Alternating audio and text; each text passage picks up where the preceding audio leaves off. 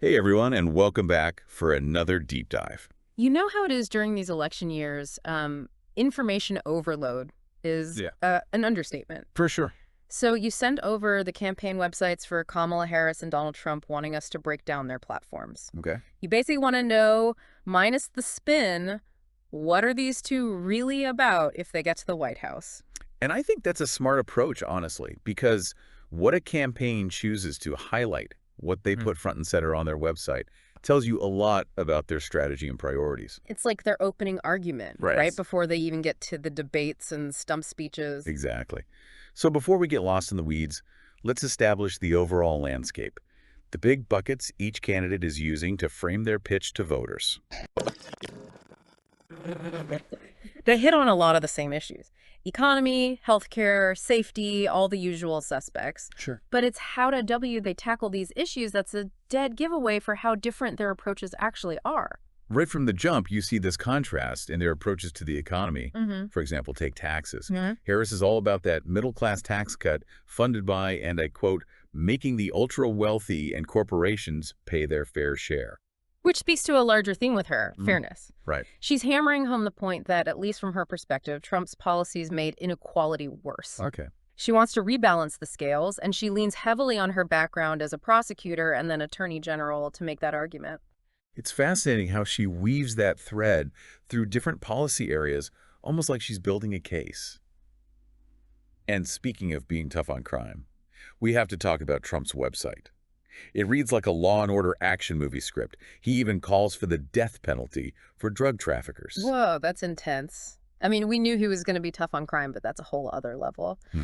And such a stark contrast to Harris's approach to the opioid crisis. Yeah. She's laser focused on treatment and prevention. Mhm. In fact, her website highlights her administration's efforts to make Narcan more widely available. And that right there gets to the heart of their completely different philosophies, doesn't it? Trump wants to come down hard on criminals, while Harris is approaching it more from a public health perspective. And their takes on immigration were just as different, when you say. Absolutely night and day. Yeah. You've got Trump bringing back the wall, talking about deputizing local law enforcement Yeah. to round up undocumented immigrants. Right. And then you've got Harris pushing for comprehensive immigration reform and a pathway to citizenship for undocumented immigrants already here. It's like they're speaking two different languages, even when they're talking about the same issue. It's fascinating how they use language to frame the issue, isn't it? Trump focuses on the threat of illegal immigration, very loaded term. Right. While Harris talks about the need for a fair and humane system, they're clearly trying to evoke very different emotions from voters. Okay, so we've talked about the economy, crime, and immigration. Where do they stand on social issues? Let's start with what's probably the biggest hot button issue in this election, reproductive rights. This is a prime example of how their fundamental approaches to governing diverge. Harris is all about individual rights and bodily autonomy. She even talks about codifying abortion access into law if she's elected, just to remove any doubt about where she stands. Which is the complete opposite of Trump's position. Right. He literally takes credit for overturning Roe v. Wade.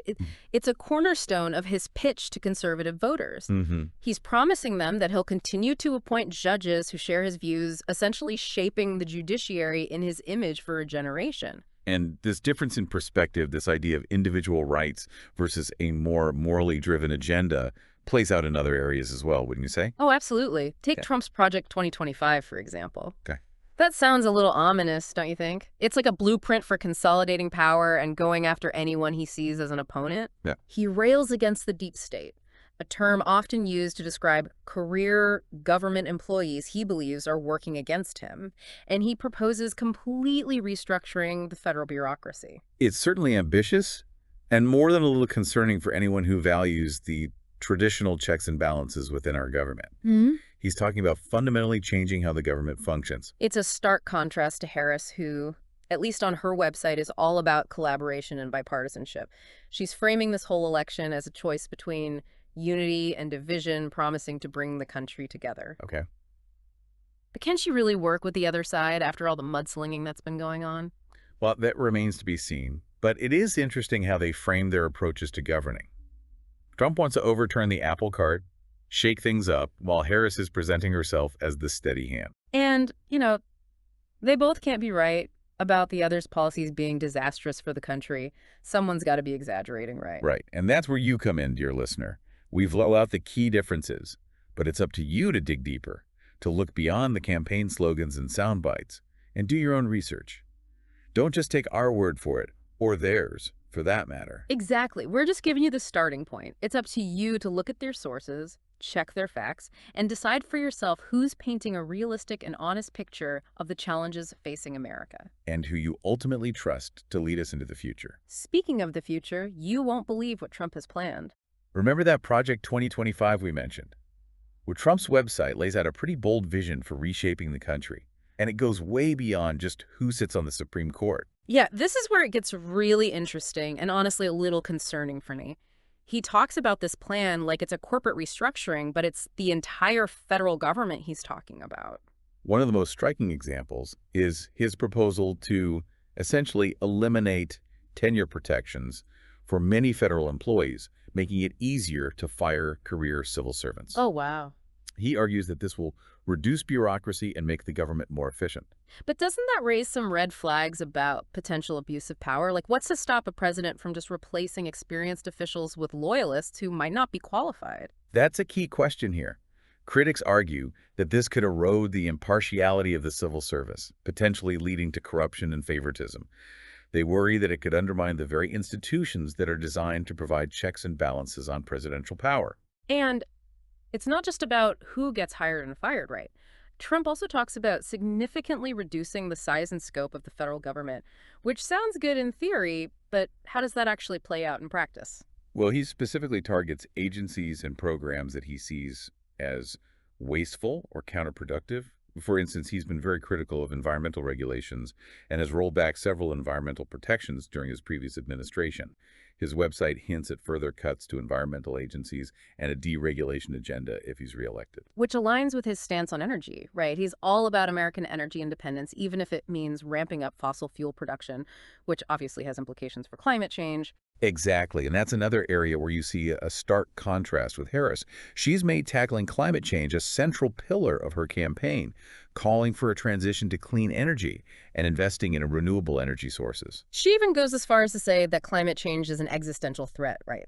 I mean, those are strong words, but it shows you how seriously she takes this issue. Absolutely, and it speaks to a broader difference in how they view the role of government. Okay. Trump sees it as a hindrance, something to be streamlined and downsized. Right. Harris, on the other hand, believes in a more active role for government in addressing social and economic problems. And that brings us back to the economy, doesn't it? I mean, that's always a top issue for voters. And both candidates are making some pretty bold claims about how their policies will impact your wallets. One of the most striking differences is their approach to taxes. As we mentioned earlier, Harris is proposing tax cuts for the middle class, paid for by raising taxes on corporations and the wealthy. Right. Trump, on the other hand, is promising further tax cuts across the board, arguing that this will stimulate the economy and benefit everyone. But didn't his previous tax cuts largely benefit the wealthy and corporations? I remember reading something about that. That's right. Independent analyses of his 2017 tax cuts found that while they did provide some tax relief for middle-income earners, the vast majority of the benefits went to corporations and high-income households. Right. The argument against this approach is that it exacerbates income inequality and doesn't necessarily translate into economic growth that benefits everyone. Whereas Harris is arguing that her approach is fairer and will lead to more equitable growth. Exactly. She's framing it as a matter of economic justice, arguing that everyone should pay their fair share and that the wealthy can afford to contribute more to fund essential services and programs that benefit everyone. So it seems like we're seeing a recurring theme here. Trump wants to shrink the government, cut taxes, and deregulate the economy, while Harris is proposing a more active role for government in addressing social and economic issues. And it's not just about the policies themselves, but the underlying philosophy behind them. Trump's approach is rooted in a belief in free markets and limited government intervention. Harris, on the other hand, believes that government has a responsibility to create a more just and equitable society, even if that means regulating businesses and redistributing wealth. So where does that leave the average listener trying to make sense of all this? Well, it's crucial to look beyond the campaign rhetoric and examine the potential consequences of each candidate's proposals.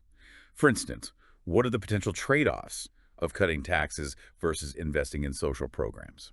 And what about their approaches to healthcare? That's another huge issue for voters.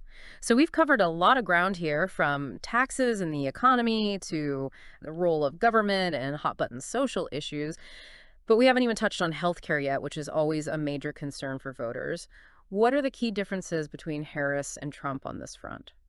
Well, it's interesting because you see a similar dynamic at play here as with the other issues we've discussed. Trump campaigned on repealing and replacing the Affordable Care Act, often referred to as Obamacare, but wasn't able to get it done during his presidency. His website doesn't offer much detail on what he'd do differently this time around, but he does reiterate his opposition to government-run health care and his support for private insurance options.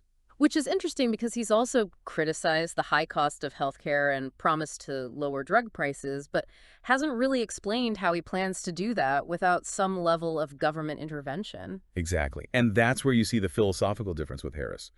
She supports expanding access to affordable health care and has proposed a plan that would create a public option, allowing people to buy into a government-run health insurance program similar to Medicare. So it's essentially a choice between a more market-driven approach with Trump and a more government-led approach with Harris, similar to what we saw with their economic plans. Precisely. And I think that really highlights the fundamental choice facing voters in this election. Do they want a president who believes in a smaller government with less regulation and a greater reliance on private industry? Or do they want a president who's willing to use the power of government to address social and economic problems? And as we've seen those different philosophies play out in their approaches to everything from climate change and healthcare to immigration and criminal justice, it's about more than just individual policies. It's about their vision for what kind of country they want America to be. And that's what makes this election so important, wouldn't you say? It's about more than just who sits in the Oval Office for the next 4 years. It's about the direction of the country for generations to come. So as we wrap up this deep dive, what are your final takeaways for our listener, the person who's trying to cut through all the noise and make an informed decision this election season? I would say this. Pay attention not just to what they say, but how they say it. What are their underlying assumptions? Who benefits from their proposals? What are the potential consequences, both intended and unintended? It's about connecting the dots, right? Seeing the bigger picture and thinking critically about the future we want to create. Exactly. And don't be afraid to ask tough questions. Do your own research and challenge your own assumptions, because ultimately the future of our democracy depends on engaged and informed citizens like you. Well said. We hope this deep dive has given you plenty to chew on as you navigate this election season. Remember, stay informed, stay engaged, and most importantly, stay curious. And don't forget to vote. Your voice matters.